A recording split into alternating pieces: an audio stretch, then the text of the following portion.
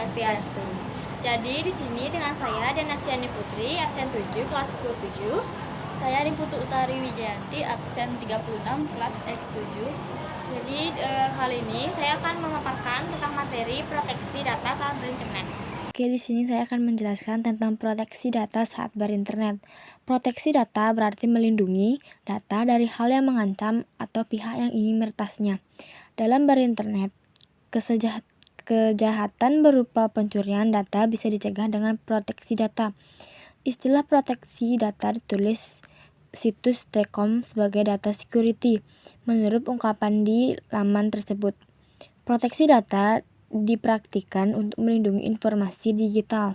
Semua langkah dalam proteksi meliputi keamanan terhadap informasi sampai mengontrol administratif.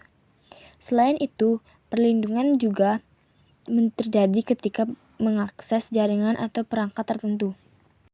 Selanjutnya, ada beberapa mekanisme yang dapat digunakan untuk melindungi data saat berinteraksi secara online. Di antaranya, yang pertama, enkripsi. Enkripsi adalah proses mengubah data menjadi bentuk yang tidak dapat dibaca oleh orang yang tidak memiliki kunci enkripsi. Ini dapat dilakukan dengan menggunakan protokol keamanan seperti HTTPS atau VPN. Yang kedua, menggunakan password yang kuat. Penggunaan password yang kuat dan unik dapat membantu melindungi akun dan data dari serangan peretas. Yang ketiga, menghindari terhubung ke Wi-Fi umum. Terhubung ke jaringan Wi-Fi publik yang tidak aman dapat membuat data mudah diakses oleh peretas. Sebaiknya guna akan jaringan Wi-Fi dan yang aman dan terenkripsi. Yang keempat, memperbarui perangkat atau update. Memperbarui perangkat dan perangkat lunak secara teratur dapat membantu memperbaiki kerentanan, keamanan, dan melindungi data dari serangan peretas. Dan yang kelima, menggunakan aplikasi keamanan.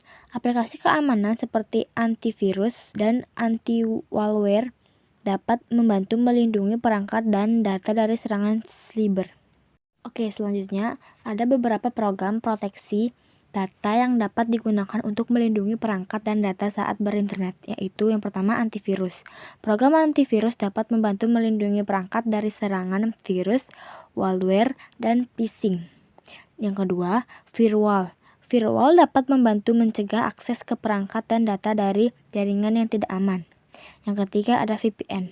Program VPN atau Virtual Private Network dapat membantu melindungi data saat berinteraksi dengan internet dengan mengenkripsi koneksi dan menyembunyikan lokasi dan identitas pengguna. Yang keempat, password manager. Password manager dapat membantu mengelola dan menyimpan password dengan aman serta memastikan penggunaan password yang kuat dan unik untuk setiap akun. Yang kelima, enkripsi file. Program enkripsi file dapat membantu melindungi data dengan mengubahnya menjadi format yang tidak dapat dibaca oleh orang yang tidak memiliki kunci enkripsi. Selanjutnya akan dijelaskan dengan teman saya. Baik, selanjutnya saya akan menjelaskan tentang bahayanya tidak memproteksi data internet, yaitu 1. Penipuan atau pinjam online. Bahaya pencurian data pribadi adalah bisa disalahgunakan untuk penipuan atau pinjam online. Pencuri data pribadi akan berpura-pura sebagai pemilik data, lalu meminjam sejumlah uang yang nantinya akan dibebankan kepada pemilik identitas sebenarnya. Yang kedua adalah membobol rekening bank. Bahaya pencurian data pribadi adalah bisa disalahgunakan untuk membobol rekening bank sang pemilik identitas pribadi sebenarnya. Korban dengan masalah demikian akan dikelabui dengan manipulasi secara sosial. Yang ketiga adalah membobol dompet digital.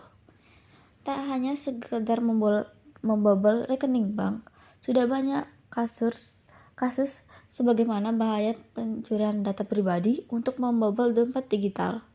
Modusnya, pelaku akan meminta pemilik identitas asli untuk mengirim kode OTP atau one-time password untuk mengakses dompet digital korban atau otorisasi transaksi seperti OVO, GoPay, ShopeePay, Dana, dan lain sebagainya. Yang keempat ada pemerasan online. Bahaya pencurian data adalah marak digunakan untuk pemerasan secara online. Contoh, kejahatan secara online untuk pemerasan ini adalah pemerasan seksual atau yang disebut oleh sextortion. Pelaku akan mengajak korban melakukan percakapan seksual atau menawarkan layanan video call seks atau VCS. Aktivitas ini kemudian direkam dan digunakan untuk memeras korban dan dampaknya rugi secara finansial. Selanjutnya adalah untuk keperluan politik. Bahaya pencurian data pribadi adalah bisa disalahgunakan pelaku untuk memetakan preferensi politik pemilik identitas asli. Misalkan, pada daftar pemilih tetap atau DPT pemilu 2014 pernah dibobol hacker atau peretas dan berisiko disalahgunakan. Yang terakhir adalah keperluan telemarketing. Bahaya pencurian data pribadi adalah berisiko menjadi target telemarketing atau iklan. Mereka yang sering mendapat telepon atau SMS dari pihak yang tak dikenal yang berisi penawaran produk hingga jasa sebenarnya adalah korban pencurian data pribadi. Kejanggalan lainnya adalah penelpon atau pengirim SMS pun bisa sampai mengetahui nama lengkap pemilik telepon asli. Alasan pentingnya menjaga data pribadi adalah 1. Intimidasi online terkait gender.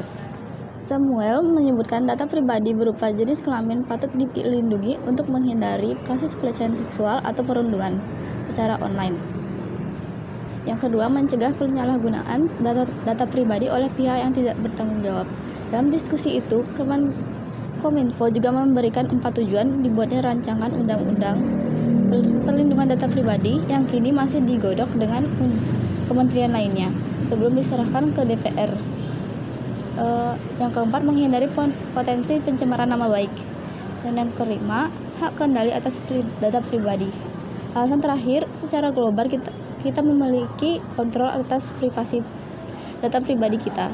Hal itu sudah dijamin dan dalam Deklarasi Universal tentang Hak Asasi Manusia 1948 pasal 12 dan Konvensi Internasional tentang Hak Sipil dan Politik 1966 pasal 17. Indonesia pun sudah meratifikasi keduanya. Jelas Samuel. Sekian penjelasan dari saya, terima kasih.